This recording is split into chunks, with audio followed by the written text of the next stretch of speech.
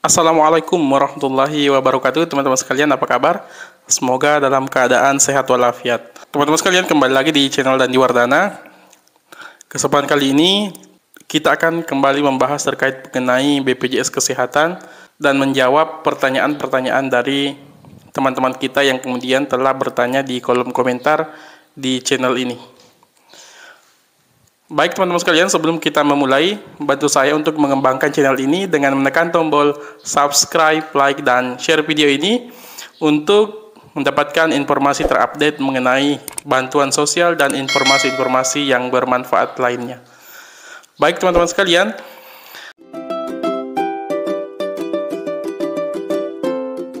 kita masuk ke pertanyaan pertama terkait mengenai BPJS Kesehatan.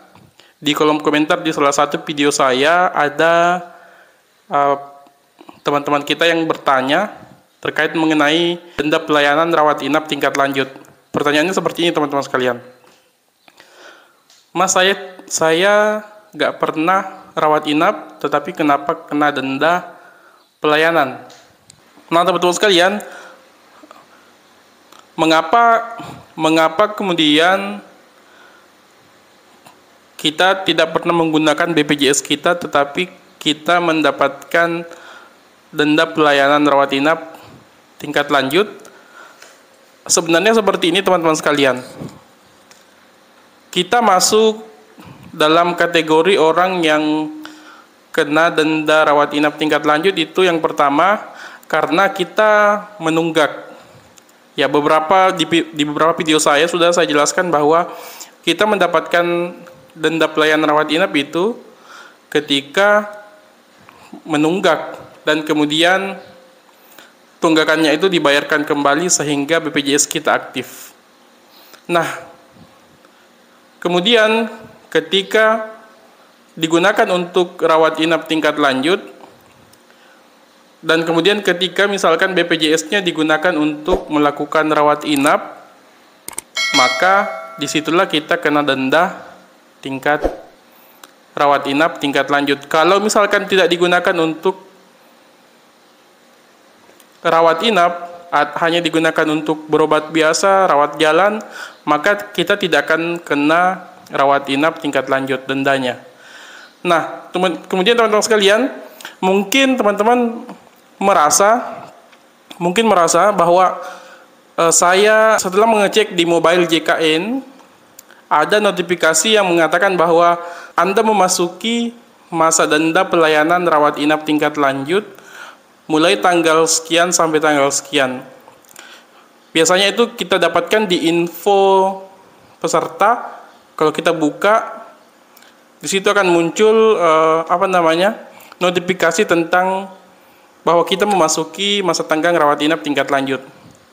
Nah, teman-teman sekalian, semisalkan notifikasi itu muncul di mobile JKN teman-teman, maka ketika teman-teman tidak pernah menggunakan BPJS teman-teman selama 45 hari masa tenggang tersebut, teman-teman abaikan saja notifikasi tersebut. Yang penting teman-teman tidak menggunakannya untuk rawat inap tingkat lanjut. Tapi kalau misalkan teman-teman menggunakannya untuk rawat inap tingkat lanjut, maka dipastikan teman-teman akan mendapatkan denda tersebut. Jadi tidak usah khawatir ketika misalkan teman-teman tidak pernah menggunakannya untuk rawat inap tingkat lanjut, ya tidak akan ada masalah, tidak akan ada denda. Saya pikir itu teman-teman sekalian, semoga ini menjawab pertanyaan teman-teman terkait mengenai denda pelayanan rawat inap tingkat lanjut ini. Intinya adalah teman-teman usahakan jangan menunggak pembayaran iuran BPJS-nya, terutama BPJS Mandiri. Kalau BPJS gratis tidak ada masalah, karena yang membayarkannya adalah pemerintah. Kita tinggal memanfaatkan saja fasilitas BPJS gratis tersebut yang diberikan oleh pemerintah. Baik, pertanyaan kedua teman-teman sekalian, terkait mengenai bagaimana cara mengaktifkan kembali BPJS Kesehatan yang sudah nonaktif khusus untuk BPJS gratis.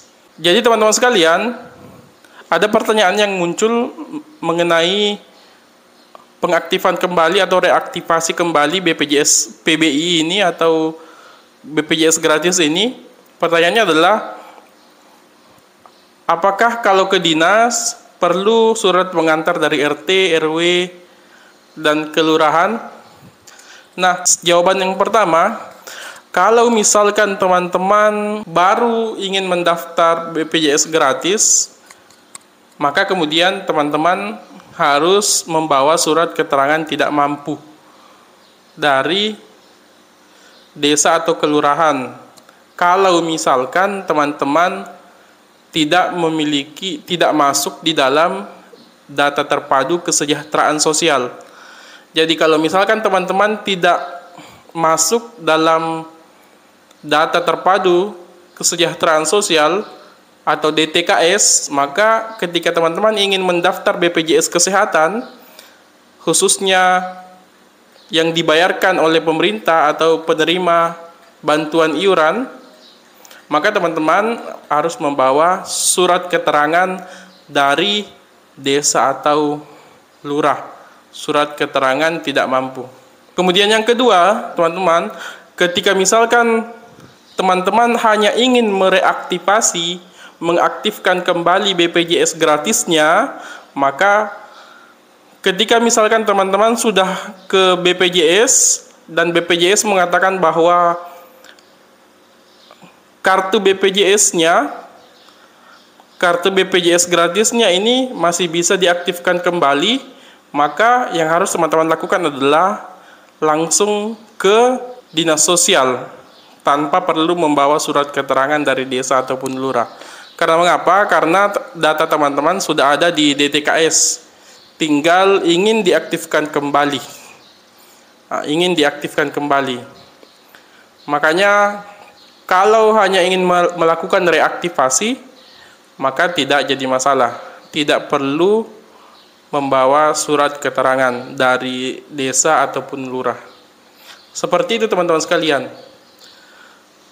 Dan kemudian, semisalkan ternyata setelah teman-teman ingin mereaktivasi BPJS gratisnya, BPJS Kesehatan menyampaikan bahwa BPJS gratis Bapak sudah tidak bisa diaktifkan kembali karena sudah melewati 6 bulan, lebih dari 6 bulan lamanya tidak aktif, maka teman-teman boleh ke dinas sosial dengan membawa kartu keluarga dan KTP, dan kemudian teman-teman mendaftar ke dinas sosial untuk didaftarkan BPJS gratis, agar kemudian dimasukkan dulu ke DTKS, baru didaftarkan BPJS gratisnya oleh dinas sosial selama masih ada kuota, teman-teman sekalian. Karena BPJS gratis ini juga terbatas, pemerintah tidak bisa mengcover semua.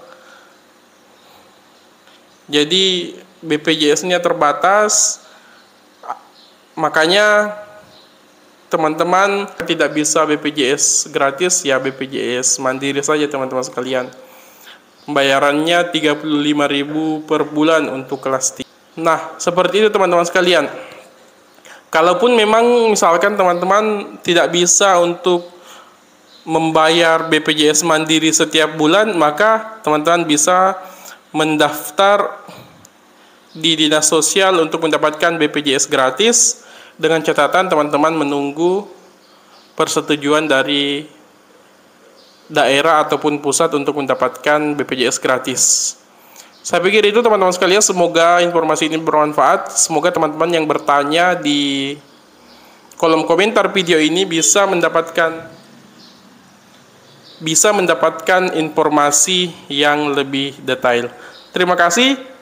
Kembali lagi saya ingin mengajak teman-teman untuk menekan tombol subscribe, like, dan share video ini ke teman-teman yang lain agar channel ini bisa berkembang dan teman-teman yang lain bisa mendapatkan informasi yang detail.